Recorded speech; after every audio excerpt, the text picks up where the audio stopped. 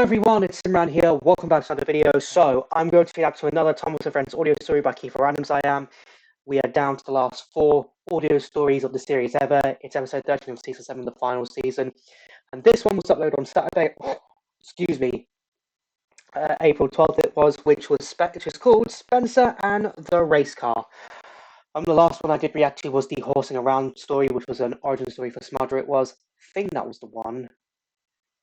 But if it isn't, I'll have the correct one up in the top right corner of the screen, but I'm pretty sure it's that one. So, yeah, I really enjoyed that one. I did. Yeah, Spencer and the Race Car. This was teased in teased in the episode list of audio stories that Kiefer revealed at the start of the year. He did, and yeah, so Spencer's going to meet his match during his latest visit to Sodor when a race car rally is being held on the island. It's going to be funny, isn't it? Spencer's going to meet his match by nothing more than a race car, by the looks of it. So this obviously one came out on Saturday. I wasn't able to react to it Saturday because the US54 movie came out. And obviously it was F1 weekend for me, and you know how I don't want to miss my Formula 1 when I do. So yeah, I didn't get a chance to react to this any video. I only got a chance to react to the F54 movie on Saturday. I did. And Sunday I didn't get a chance. Yesterday I didn't get a chance to react to anything at all. So I'm going to react to this audio story, and I'm going to do the one that was uploaded yesterday afterwards. But yeah, really looking forward to seeing this audio story and seeing just that thumbnail. There is enough for me to convince that Spencer's about to meet his match. He's always so boastful that he's the fastest machine in England, but that's not going to last long. It is. Link for reacting to the description down below as always. So without further ado, let's go ahead and get straight into this.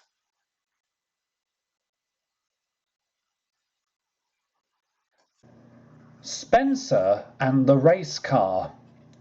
Written and told by Kiefer Adams. Spencer, the Duke and Duchess of Boxford's privately owned A4 Pacific, had just been attending a special event in York. Now he was getting ready to visit the island of Sodor once again. Just as he was about to leave, he overheard 2 engines talking. It was, of course, none other than Gordon's famous brother, Flying Scotsman, and the record-breaking city of Truro. "I tell you what, Truro," Flying Scotsman was saying as Spencer was getting ready. "I heard from Gordon yesterday when we met in London that there was going to be a car rally on Sodor." "You don't say," City of Truro observed. "What are they like?" "Well, according to Gordon," replied Flying Scotsman, "they're quite fast vehicles. Possibly faster than us." "I'd like to see one of them try our speed record," said City of Truro. The 2 engines laughed heartily as Spencer listened carefully. "A car rally, eh?" he said pompously. "Well, it's a good thing I'm going to Sodor, because it's time to show that lot what the true fastest vehicle in England can really do." And with that thought in mind, Spencer set off for Sodor. When Spencer arrived on Sodor, he found that the information given by Flying Scotsman and City of Truro was correct. The car rally had been proven to be quite popular on the island of Sodor. 6 cars had travelled from different corners of the United Kingdom to take part in a 3-day race to see which one of them was the fastest. They came from the Isle of Wight, Scotland, England, Wales, the Isle of Man and Ireland. Racing enthusiasts admired the English car.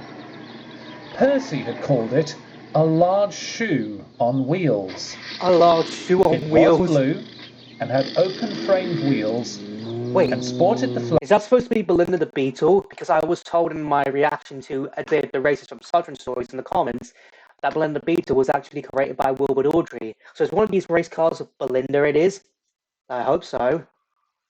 Flags of the Union Jack and America on its bonnet. This car had travelled the world.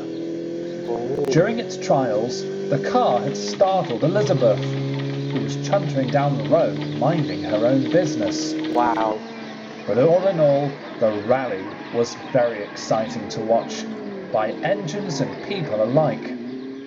Upon seeing the rally for himself, Spencer became more determined than ever to prove that he was the fastest machine in all of England.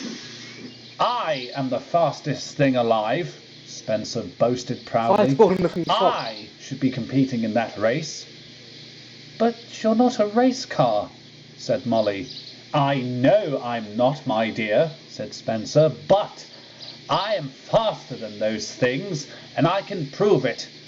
I am taking the Duke and Duchess home soon, and hopefully they will agree." "Do you know what, Spencer?" grunted Gordon. "Every time you come to our railway, you always try to prove a point. Why don't you step back for once and accept what things are?" "No one tells me to back down," bellowed Spencer. "You clearly backed down from Mallard's challenge at the railway games, so why should I back down to some vehicles?" "Oh, I can't believe she told you," huffed Gordon. With a sharp blast of his chime whistle, Spencer took off. "Oh dear," said Molly. Spencer pounded along the rails, trying to find any car that he was determined to race. Sure enough, what he saw up ahead was the English race car. It had already won a few races and was about to enter its final one. "I say there," Spencer shouted to the driver.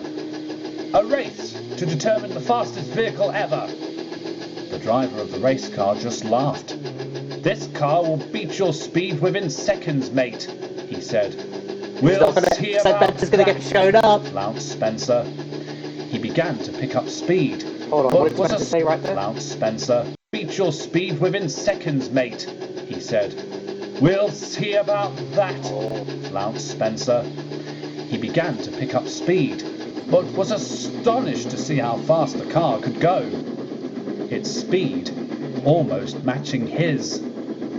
Engines and vehicles alike stopped and stared in bewilderment as Spencer and the race car tore past one another. But soon the railway was about to leave the road. But Spencer was not going to back down now. The race car took off to the left, and Spencer charged on the right. Spencer continued to thunder along the line with every ounce of strength and speed he had. He was just crossing a bridge when he heard a familiar buzzing. It was Harold the helicopter. "I say, Spencer," he called, "you must slow down." "Never," Spencer bellowed. "If this is about that car race, old chap, I'm afraid to say that your competitor's already won," shouted Harold. "I saw the car park at the racetrack." But Spencer didn't listen. He carried on down the line, his face red and filled with determination. But he was about to get himself in a bit more trouble. Percy was waiting at Kelsthorpe Road Station for Tom Tipper to load his post trucks, which were nearby. He was simmering happily to himself. He and Thomas had managed to catch most of the races that had gone on, and he was looking forward to talking to Thomas about who would win. His thoughts were suddenly interrupted by a loud bang, followed by a groan, and the next thing Percy knew, he was showered in steam. "Push my buffers!" cried Percy. When the steam settled, Percy realised what had happened. There, standing next to him and red in the face, was Spencer. He had gone so fast and so far that he had burst his safety valve. The Duke and Duchess were very cross. "This will teach you for trying to outcompete something faster than you," scolded the Duke. Spencer felt rather terrible. Gordon was sent up the line to retrieve Spencer's coaches and take the Duke and Duchess home. The Fat Controller sent for Murdoch to take Spencer back to Tidmouth Sheds. He would be out of the way and repaired in the morning. until he learnt not to race anything faster than him. That evening, the engines returned. I can't believe that. Spencer wanted to prove that he was fastest than the race car, and what happens? He bursts his safety valve and startles poor Percy right there. Wow. Talk about being shown up big time and bursting your safety valve, Spencer. One by one to Tidmouth Sheds. Thomas arrived shortly afterwards. "Did you all hear about a race car that represented Sodor at the rally?" he asked. "No," said James. "What did it look like?" "Well," said Thomas, "it was silver, had the speed of a silver bullet, was quite a shade of pink." He trailed off as he slowly looked at Spencer, who was looking at his buffers rather shamefully. "Oh, it was you!" cried Thomas, and the engines howled with laughter. Just then Gordon returned. "Ah, Spencer," he said, "did you enjoy your little race today?" Spencer said nothing. Wow. "Don't worry," Gordon interjected. "I was lucky to catch Flying Scotsman when I dropped off the Duke and Duchess for you. He and the city of Truro are quite intrigued to hear your little tale next time you're over there." The engines all laughed again. Oh. But Spencer just let out a whimpering groan.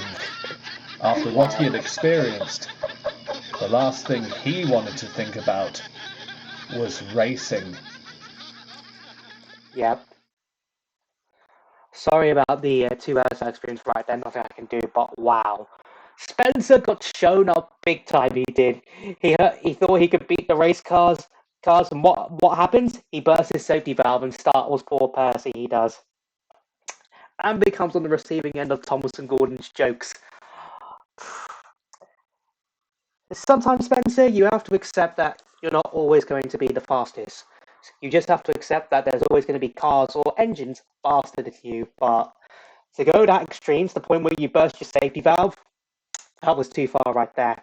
I really wish this was this was obviously the start of the hit era. I mean, this would have definitely made a good hit era style episode. It was, given the fact of how great Spencer was in that era. It was, and yeah, yeah. Just imagine all that playing out in the style of the hit era, where Spencer versus safety valve tries to race the race car. That would be for good camera work. It would, but yeah, that I think you better have not done. You shouldn't have really done that, Spencer, because that was always going to land you in trouble. It was. So yeah, I mean the end result, he ended up bursting his safety valve and has to spend the night at Tidmouth Sheds while the engineers just tease him about it. It was really nice to see that the main steam team get a bit of a backseat in this story.